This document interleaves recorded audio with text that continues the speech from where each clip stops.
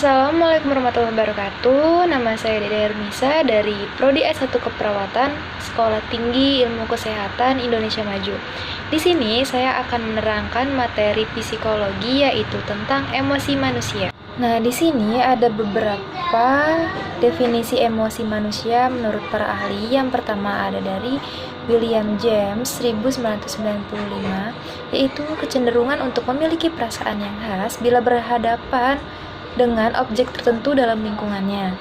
Yang kedua ada dari Crow and Crow 1962, yaitu suatu keadaan yang bergejolak pada diri individu yang berfungsi sebagai inner adjustment atau penyesuaian diri dari dalam terhadap lingkungan untuk mencapai kesejahteraan dan keselamatan individu. Yang ketiga ada dari Jalaluddin Rahmat 1994, memberikan bumbu bagi kehidupan.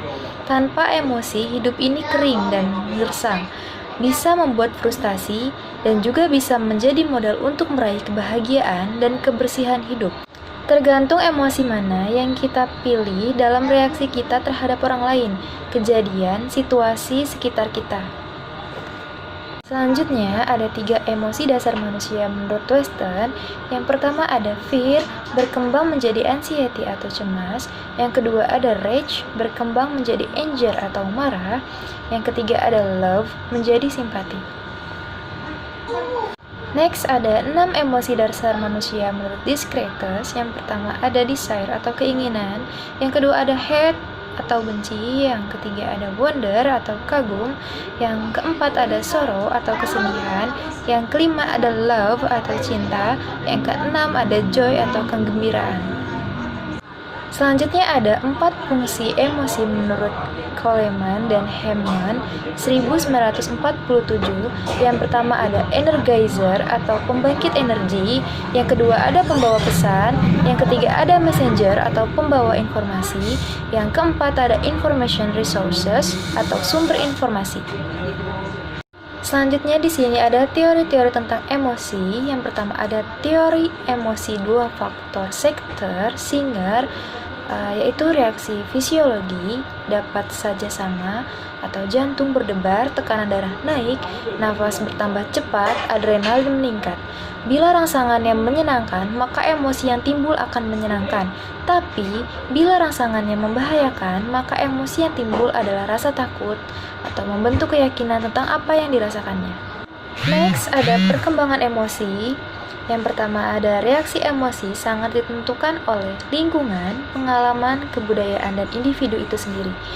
Respon emosional anak kecil lebih sederhana dibandingkan dengan orang dewasa dan perkembangannya ke tingkat yang paling rumit. Contoh anak kecil marah berbeda dengan orang dewasa. Yang kedua ada respon emosional melalui 4 jalur, yaitu ada stimulus, perasaan, respon-respon internal, dan pola-pola tingkah laku. Selanjutnya ada ilustrasi seorang bayi ke dewasa. Yang pertama ada bayi baru lahir, yaitu akan terjadi menangis. Ke-3 bulan ada rasa senang dan gembira. Ke-5 bulan ada marah dan benci. 7 bulan ada perasaan takut. Semakin besar kemudian untuk belajar atau perkembangan emosinya semakin rumit atau ditentukan oleh proses belajar dan kematangan pada saat dewasa.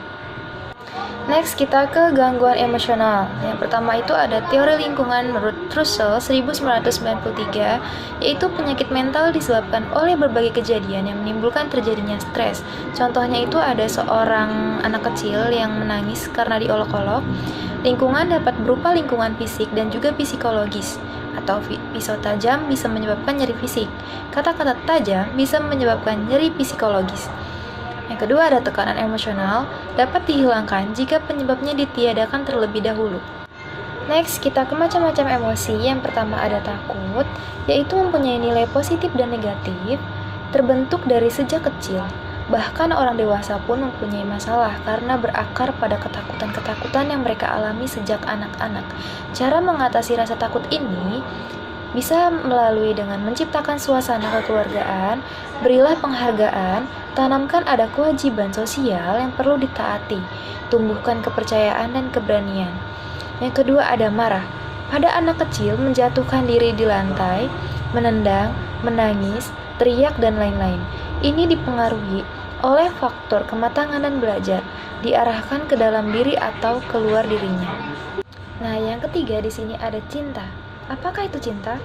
Menurut buku The Art of Loving dari Erich Fromm 1983, yaitu sebagai alat untuk mengatasi keterpisahan manusia sebagai pemenuhan kerinduan dan kesatuan.